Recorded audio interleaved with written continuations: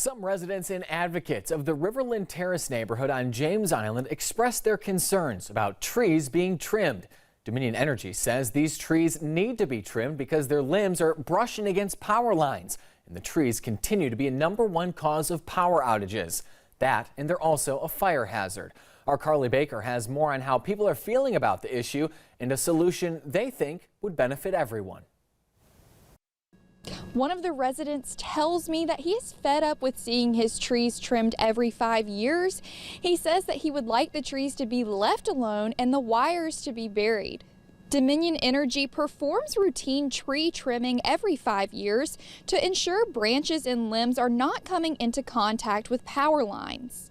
However, residents get frustrated by this because they say these trees have been here for around 100 years and are one of the best parts of the Riverland Terrace neighborhood charm. Resident Kev Hollow says he would like to see the power lines go underground, a solution that he says benefits both the trees and Dominion. Ultimately, I'm in favor of it. The association's in favor of it. A lot of neighbors would love to see that happen because, the power lines, two things. One, it's a safety issue. When they're underground, it's a safer environment. There's less chance of an outage, but it's also more aesthetically pleasing.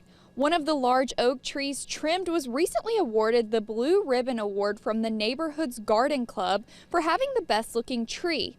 However, residents say the tree was still trimmed only 2 days after being recognized. The Woodland Shores Road Coalition founder Adam Friend, who serves as an advocate for the neighborhood, also expressed concerns to me about the future of Charleston due to issues such as sea rise and that these trees are able to absorb a lot of water. The most important thing for me for the trees is that they've been here longer than we have.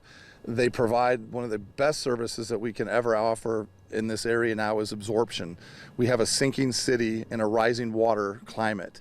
Can there be any other worse scenario? Friend says these trees are what they're known for in this area, and that's why he wants to save them. Both Hollow and Friend shared with me that they believe putting the power lines underground would be a permanent solution for everyone. Reporting on James Island, Carly Baker, Live 5 News.